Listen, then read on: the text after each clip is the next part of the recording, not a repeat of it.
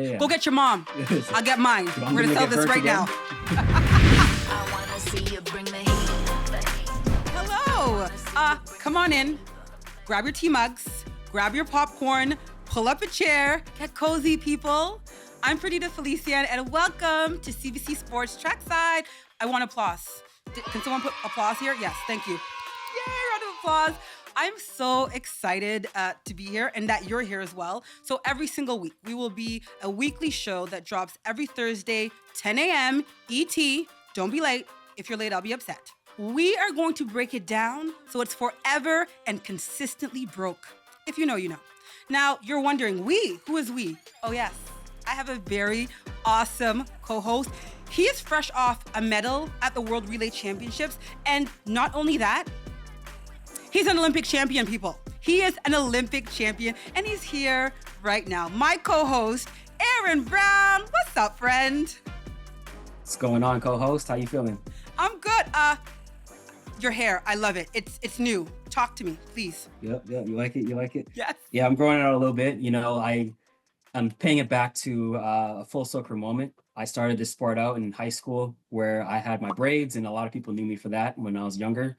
And, you know, I cut it going into the Olympics in 2012, my first games, but I feel like going out of my career, I'm going to start the way I came into it. So it's a little homage to the way I started.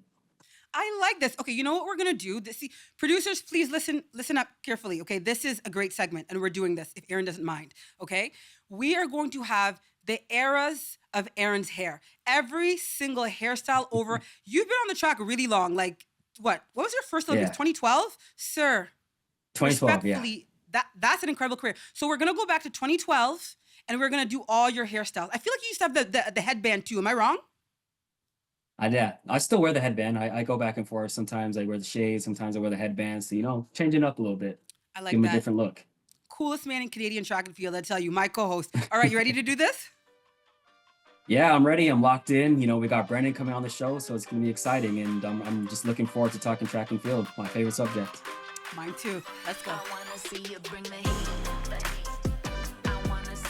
Let's talk World Relay Championships. My theme for this meet is dramatic. So Aaron, imagine this, training, getting ready. You do have your visa. You do have your passport. You have your spikes.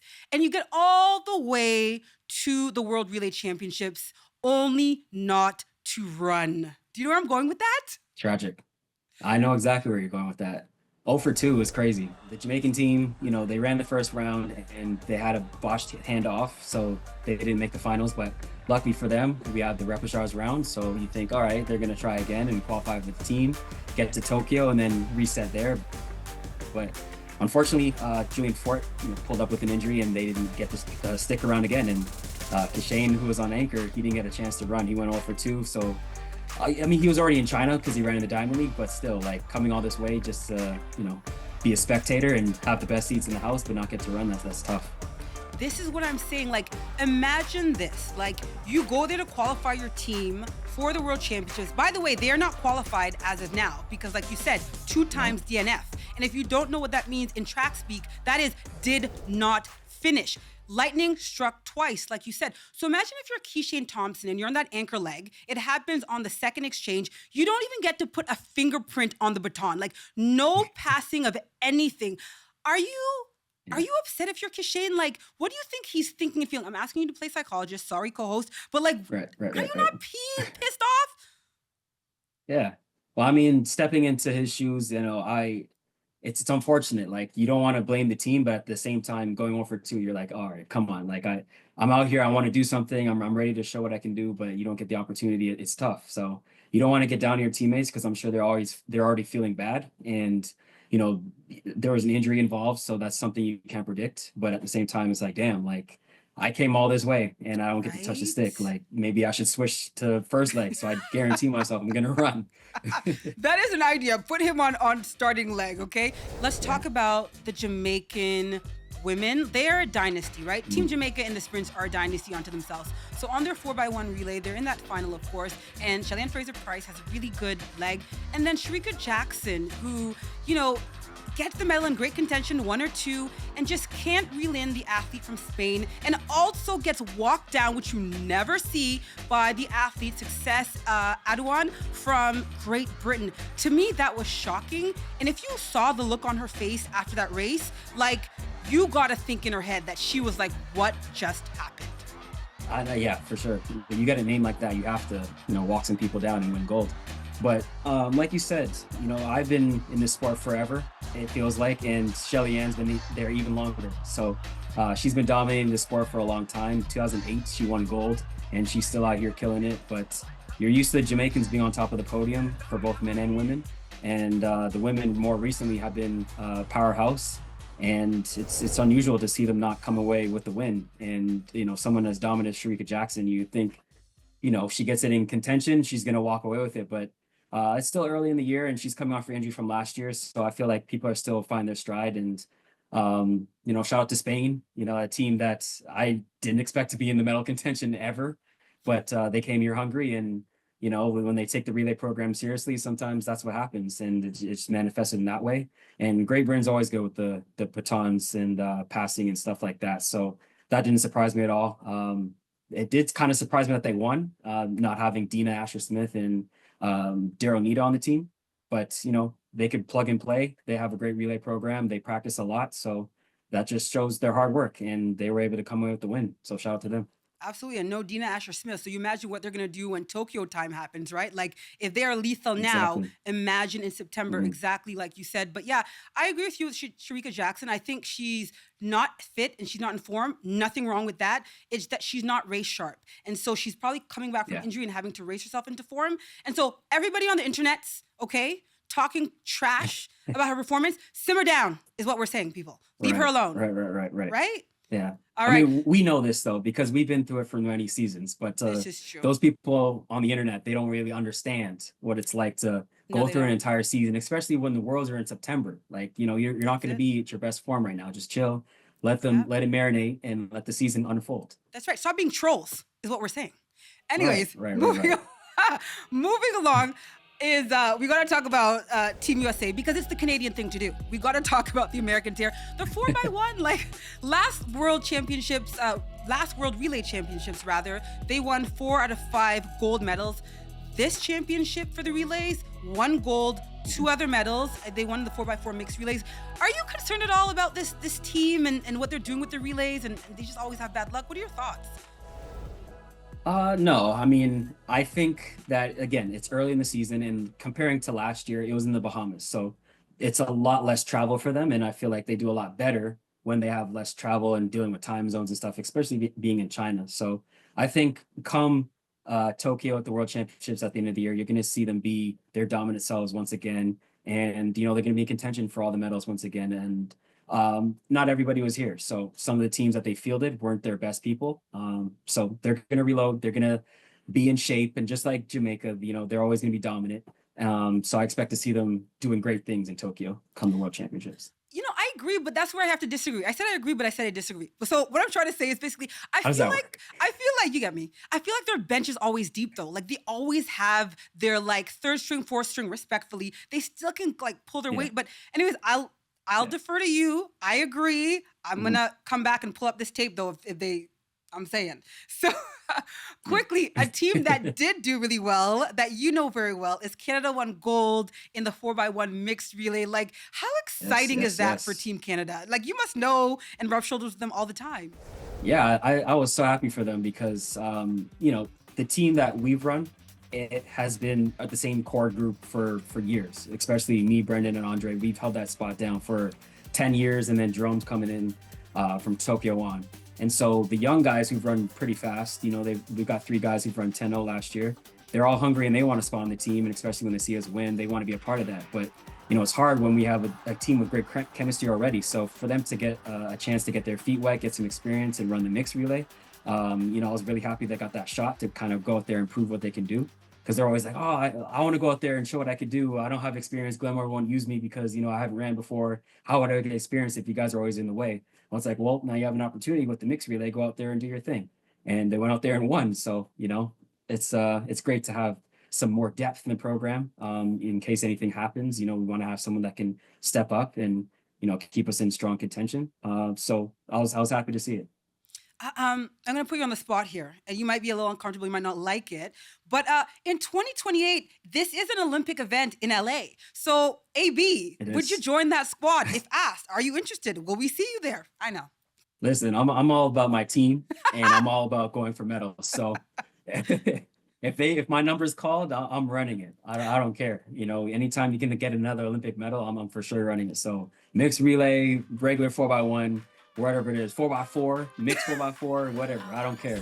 We have company, our very first guest ever on Trackside. I'm so excited. But Aaron, I feel like based on who this person is, you should be doing the introduction.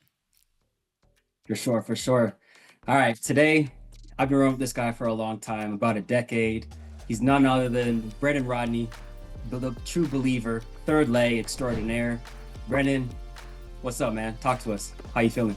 Thank you. Thank you for having me. I'm really, excited to be on the first ever, episode. So thank you guys again for having me. Hi, Perdita. What's up? How you doing? Hey, how's it going? We're so glad you're here. We're so excited that you're here. And I couldn't have done a better introduction. Let me be honest. Okay, you guys have had some distance, 38.11, bronze medal at the World Relay Championships. What are your initial thoughts? I'd love to show you the race, if you'll allow me. And I'd love both of you to just kind of give us your initial thoughts now with some of that distance. So, Aaron, do you want to start? And then maybe, Brendon, you take over? Yeah. I'm the first leg, so I'll start it off and then I'll pass it off to my third leg here. So we're in the blocks here and the gun goes off and I feel like I have a really good start, a lot better than I did in the prelims. And I'm chasing my teammate Courtney Lindsay on the outside and I get in the zone. I'm feeling good with the spacing, and then that's just disaster right there. I try to pass it to Jerome and I missed his hand a couple times. He had a kind of a moving target. I missed him and now he ran and now pass it off to Brendon. You know what? I moved late. Wasn't sure what was going on, but once I got the stick going and I started running, Andre moved off his mark, and I knew once I got him in a good place, he can do his thing like he always does, and I passed it to him. Andre, basically did what he's supposed to do. We got a bronze. Of course, we're not happy, but it's part of the game. Yeah. Listen, it's just us. You can talk shop. I hear you. I love that you're being candid about this. I mean, Team USA, that was all my teammates. So all four of them I trained with, and I definitely wanted to beat them. But once we messed up that first pass, I knew we were out of contention. That's why I was so upset, because, our job is to get Andre in good position by the anchor leg. And there, shout out to South Africa, giving them some love because, they've come out strong recently. Last year getting the silver medal in the Olympics, and then this year coming hot, they want that top spot, and we're the Olympic champions for a reason. So these kind of things happen in the relay, but it's nothing new to us. When you run together for a decade, you've had some blunders before, and we always bounce back. So, I got my believer teammate right here. He's the one that made us believe in Paris, and this is no different. We'll be back in Tokyo. Oh, 100%, no doubt. But what data can you take from this? So, Brendon, for you, do you think it was just some clunkiness with these exchanges and these zones? You know what? I think, yeah, of course, we've been there though. We've had missed passes and we still won. Paris is an example of it. I just think part of it was, it was poor timing on our part. So usually we will move on time. We won't be late through the zones. And this time we were just really late off our marks, and that was kind of really what caused a lot of what we're losing in the zones. As well as I just think, the travel, the back-to-back competitions and things like that, you guys are a little bit tired. So fresh legs, getting back on point, and we'll be good to go. I like that. So, Aaron, we did see that first exchange between you and Jerome Blake was a little bit fumbly. And I can't help but thinking about Kayla and Kayla Wyatt, I should say, and also TT Terrier. Yeah. Did you not think about doing that? Like, just put it in there.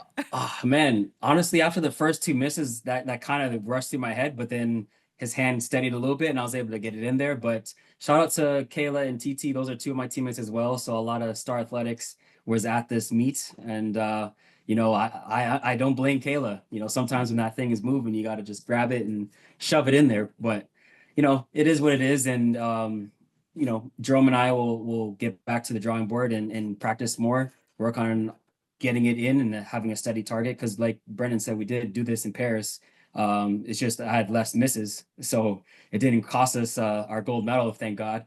But yeah, this is something that we got to fix because I don't want this to be what holds us back from getting another gold in Tokyo. I definitely want to chase those guys in the 90s who have 3 golds, 2 world championship golds and an Olympic gold. We have 2 golds right now. So if we want to be considered the best, we got to add to the tally, more golds. You actually are reading my mind, co-host, because your teammate Andre DeGrasse came on here to CBC Sports. He's like, we want to be the best Canadian relay team ever. And I want to look at side by side of the medal tally between the team from the 90s, of course, Donovan Bailey anchored in 96 Atlanta gold, and then this current team, Aaron, that you've been a part of since 2013. All right. 1 Olympic gold medal for the 90s team, 2 world championship gold. On your side, 1 Olympic gold, 1 world championship gold, and 4 other medals combined between worlds and Olympics. Okay, Brendon, I'm getting a little bit, I'm getting a little spicy here. Do you consider your team the best right now when you compare those 2 teams? Yeah, we're definitely the best. I mean, in the fact that we have the national record. No, it's just the truth. I mean, Glenroy will say it. I mean, I don't think Donovan will admit it yet, but we are definitely the better team. If we were to line up side by side, we would beat them on many occasions. So I want to say that we're the better team, but of course, the medals is what counts in our sport, and we gotta get the medals in order to solidify that.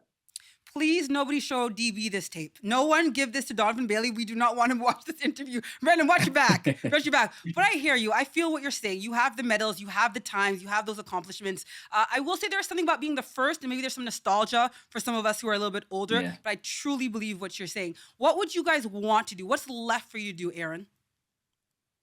Well, first of all, I feel like Donovan might come out of retirement after he hears what Brendon just said. he might get the boys back together. But facts. For me, it's all just about how far we can take it, how many medals we can get, how many goals we can get. Just like we've already got the top prize, which was the Olympic gold. We went from bronze in Rio, silver in Tokyo, and then gold. Like it doesn't get much better than that. But now it's just like, all right, we did it. How much more can we get as a team? And this unit is special, and we have things that separate us from other teams. One of them is just the cohesiveness and the fact that we know each other and we ran together and we have so much experience. So things like the mess up in where were we? China. It doesn't. I already forgot it in my memory. I'm like, where was that last race of World Relays? But yeah, things like that. They don't bog us down because we know we've been through adversity before, and we can go back out there and clean things up and get back to where we need to be, which is the top of the podium. So that's ultimately our goal. I feel like now it's like when you have an Olympic gold, anything less feels kind of shortchanged. So. Yeah. We're definitely aiming for the top spot, and we want to go out there and prove that we can do it again. You know what I hear? That neither of you are faced. Like you're like, okay, we got bronze here. Like we're not done yet. I want to go somewhere quickly as we are, have a few more moments. But I'm always curious when I watch all 4 of you compete. Like, what is happening behind the scenes? Like, what is the chemistry like? What are the dynamics like? Like, what kind of people are you? Like, when it comes to that kind of getting along, can you? At least, Brendon, I'll start with you. Like, if you talk about each of your teammates quickly, like what they're known for, what do you see in each of them? I mean, I'm probably like the short temper leader, whatever guy. That's me. Jerome is like the warrior, the guy that you gotta kind of get him under control. Andre is a super laid back guy that you're like always waiting on, and then Aaron is like he's a mixture. It just depends on which day it is. Some days you get him as like, all right, whatever. Then you have him as the more serious guy, and like, all right, we got to get the job done. And then other days it's just, he's kind of just in between. So he's just going with the flow. You basically know what you're gonna get from me. You know what you're gonna get from Andre, and then Jerome and Aaron is kind of a toss up. But I mean, Aaron's a good toss up, and then Jerome is like, oh my God, all hell breaks loose kind of toss up. But, we kind of make it work. I love that. All right, Aaron, do you want to say anything quickly about defend yourself at all? Honestly, he summed it up pretty well. And I think my temperament changes based on what's needed. So sometimes I got to come with like a fiery speech and be like, yo, we got to get this done. Like, we're messing up. We got to lock in. And sometimes I'm just chill because that's my natural personality. So I can Right. default back to that if everybody's on point. Um, and yeah, like you said about Jerome, that's the, I used to train with Jerome. So I know sometimes he can get in his own head and he's super talented. So sometimes you just got to tell him like, yo, believe in yourself. You're one of the best out there. Go out there and do your thing on that backstretch. And Andre is just Andre. He's game time ready. Before that, he's gonna be late for the bus or miss the meeting or whatever. So we gotta remind Andre like, yo, be on time here. Come on down like at this time. But once he locks in and puts those spikes on, he's gonna be Andre DeGraff. So we don't have to worry about him. And then Brendon, he's the believer. He's the one that's gonna rally everybody. And he, like you said, he's a short-tempered guy. So if something's going wrong, he's gonna be like, yo, we get this right. So we all know each other's personalities. We know how to work with each other and get each other ready for the time that we line up on the track. And that's why we're the Olympic champions. We work together. We go together like peanut butter and jelly. The Olympic champions you are. You just made me hungry, co-host. But Olympic champions you are. Brendon Rodney, thank you so much for taking the time. This was fun. We got to do it again. Ciao. Thank you very much. That was a good chat. I like Brendon a lot. That was so cool. We'll have to have him back. All right, new segment alert. Where in the world is Aaron Brown?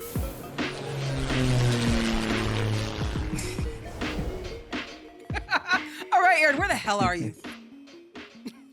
Bruh, right now I'm in Doha. I like that animation. But right now I'm in Doha. I got my season debut coming up in the 200 meters. I'm running in the Diamond League, the first one for the 200-meter event. And, I got some good competition here. I got two of my teammates here, Kyrie King and Courtney Lindsay, and of course, the Olympic champion, Letsile Taboo. So it's going to be a great race. And I'm always excited to be in Doha. I've been to this meet, I think, more than any other Diamond League meet on the circuit. So it's always great to be back here. Great food. It's always hot, good winds, so it's a great place to come and open up my season in 200. I'm excited and looking forward to it. I like that fun fact that nobody needs. The first time I ever rode a camel was in Doha at that meet. So I totally love that meet. So you're going up against the Olympic champion over 200 meters, Letsile Taboo, who also says he's focusing on the 100 meters more this season. In your mind, what makes him so great at what he does?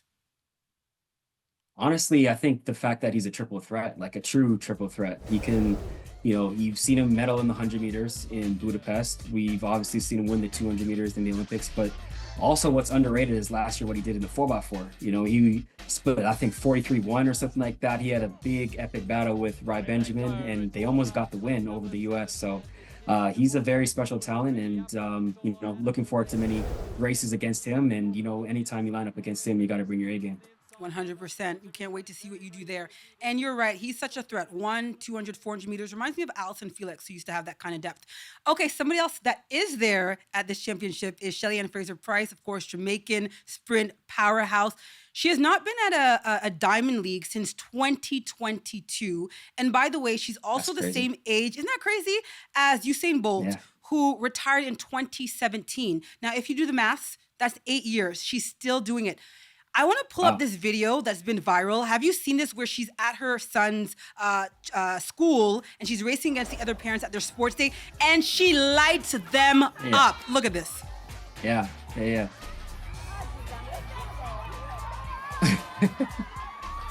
It's the form for me. Now, was this doing too much, Aaron, or what? No. See, this is why you have kids, so you can show the other parents, like, this is what I do. You can show out and show them and assert your dominance. Like, you get an opportunity like this, everybody's going to expect you to, like, kind of be coy and take it easy. But no, you put your foot down and look at her. She's rolling with full form. I love it. And any chance I get to do the same thing, I'm taking it. So parents beware. If my kids are going to have some parent race, just expect that type of energy. You'll be there. Oh, yeah, absolutely. You know what I find is what you say about her form, because we know there's different kinds of running, right? Like there's tempo running, there's, blowouts, you do hard starts, sprints, lactic acid things like 300 meters. She went like, she got it from the gun. She said, oh, no. Do you see what I'm saying? And I'm like, they know who you are though. Like, was it necessary to do that? She said, yes, it is. Oh, yes, it is. I mean, That was so cool. she knew the cameras are going to be out, so they're expecting. All right, what are you going to do? You're Shelly-Ann, the greatest ever. Like, what are you coming with today? And you would expect her to just jog it in and then give them a chance and maybe like catch them at the end. But no, from the jump, once the the gun set off, it's muscle memory. I'm out of there. Yep, I'm out. And I know her son was probably so proud. Like, yes, mom, you cooked them. You cooked them. You know? Right. Now, any kid trying to give her son problems, can't. All he has to do is bring up that video. Be like, call your mama. My mom did to your. That's right. Yeah. Go get your mom. I'll get mine. We're gonna sell this right again? now. Exactly. Exactly. Do you know what time it is? It's shout out time. This is where we get to highlight some really cool moments from the world of track and field. And this week we have two really cool Canadian performances. First up, Julia Tunks. Oh yes, you know that name. I know you know that name. In April, she broke the longest standing Canadian record in women's track and field. She's only 18, and that record is an ancient 45 years old.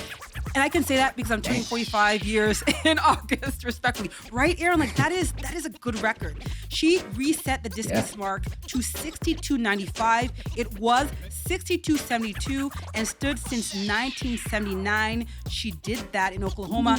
And I know some of you are like, Tunks, I know that name. Yes, you do. Julia is the daughter of three-time Olympian Jason Tunks, a proud dad, and again, aging myself, a former teammate way back in the day. Really cool, right? Another shout out. And Aaron, I want to get your take on how you feel about this one. Your under 18 record was smashed, was snatched, was crushed, was taken away. Okay, I'm doing too much. I'm doing too much. Wasn't all that. Okay, I'm sorry. Yeah, but a little bit. Okay, I'm gonna simmer down. But let me get this right. Your record was 10:46.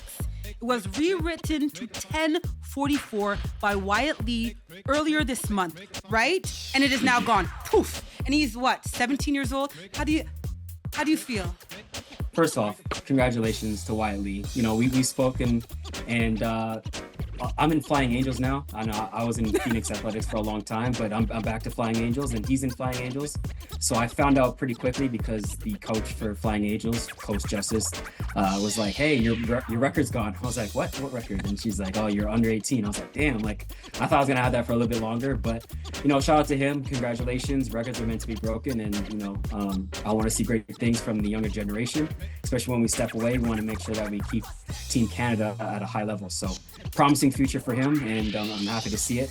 But I do have to say, I did break mine at the World Youth Championships. So there's levels to this, right? There's levels to this, shout out to him. He broke the record. It's his, and I'm very proud, but I'm just letting you know, mine came with the World Youth silver medal. So just saying, don't think don't think your work is done. You got to keep going. You got to keep elevating. He has more to do to impress you, and he will. I agree. And you've held that record. Yes. Young man, since 2009. So that's a really long time. It's time for you to stop being selfish and let it go.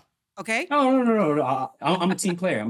That's I'm a relay goal. That's why we get that, because we have to share. So I'm passing the baton to him, the younger generation. Congratulations. Enjoy the record, and keep it going. Just keep the energy going. 100%. I know you're completely sincere, and we're having fun here, but of course we know that you're completely sincere. I know all the things that you do to youth, to encourage youth and give back. So we're just having a little fun. Wyatt Lee, congratulations. Hats off to you. And of course, Julia Tunks. All right. We have the third Diamond League from Doha on Friday, starting at 12 p.m. ET. Shelly-Ann Fraser-Pryce, you know that name. You know her. And Letsile Taboo will headline the sprints. Another Olympic champion, Neeraj Chopra, is back in javelin.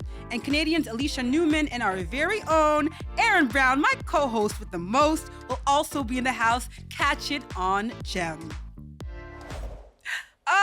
It's the end, dude. It went by so fast. It went by so fast. Too fast. Do you want to do it next week? Should we do it again? Of course. I think we should do this again. It's good energy. Let's keep the vibes going. It's good energy, and you're putting up with me, and I like that. Okay, every Thursday, 10 a.m. ET, a new episode will drop. We'll be back here, and we can't wait to see you then. Ciao. Bring the heat.